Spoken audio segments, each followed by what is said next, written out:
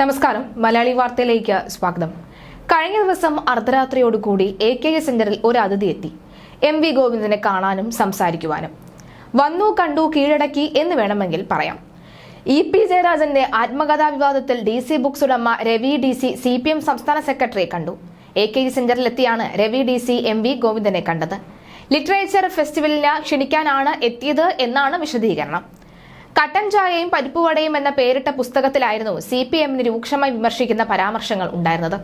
CPM-നും രണ്ടാം പിണറായി സർക്കാരിനുമെതിരെ രൂക്ഷ വിമർശനം ഉൾക്കൊള്ളുന്ന ഉള്ളടക്കം പുസ്തകത്തിന്റേതെന്ന പേരിലാണ് പുറത്തുവന്നത്. എന്നാൽ EP ഇത് നിഷേധിച്ചിരുന്നു. പിന്നീട് DC-ക്കെതിരെ EP ജയരാജൻ DGP-ക്ക് പരാതി നൽകുകയും ചെയ്തിരുന്നു. സംഭവത്തിൽ കേസ് പുരോഗമിക്കുന്നതിനിടയിലാണ് അപ്രതീക്ഷിത കൂടിക്കാഴ്ച വരുന്നത്. രവി DC-യുടെ മൊഴി നേരത്തെ പോലീസ് രേഖപ്പെടുത്തിയിരുന്നു. അതേസമയം EP ജയരാജനുമായി കരാർ ഉണ്ടായിരുന്നോ എന്ന കാര്യം വ്യക്തമാക്കാൻ DC തയ്യാറായില്ല.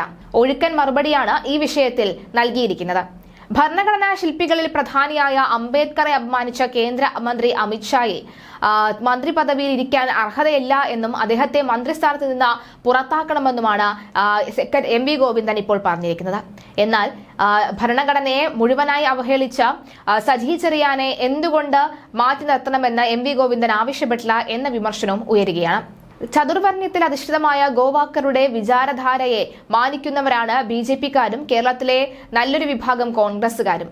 അങ്ങനെയുള്ളവർക്ക് ചതുർവർണ്ണയത്തിൽ ഉൾപ്പെടാത്തവരെ യഥാർത്ഥ മനുഷ്യനായി പരിഗണിക്കുക എന്നത് സങ്കല്പിക്കാൻ പോലും സാധിക്കുകയില്ല.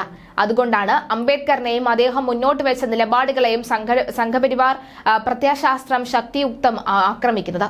ഇത്രയും പരിഹാസ്യമായ നിലപാടാണ് അവർണ വിഭാഗത്തോട് ഇവർ സ്വീകരിക്കുന്നത്. അംബേദ്കർ ഉൾപ്പെടെ രൂപപ്പെടുത്തിയ ഭരണഘടനയോട് ഇവർക്ക് പുച്ഛമാണ്.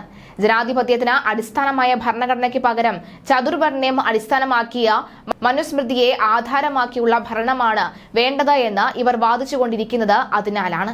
എന്തായാലും മേക്ക് 7 ആരോഗ്യ കൂട്ടായ്മ വർഗീയമായി പ്രവർത്തിക്കുന്നുവെന്നും CPM പറഞ്ഞിട്ടില്ല എന്നും ഇത്തരം സംഘടനകൾക്കുള്ളിൽ ആളുകൾ നുഴഞ്ഞുകയറി പ്രശ്നങ്ങൾ ഉണ്ടാക്കാൻ ശ്രമിക്കുന്നുവെന്ന കാര്യമാണ് കോഴിക്കോട് ജില്ലാ സെക്രട്ടറി മോഹനൻ പറയുന്നത്.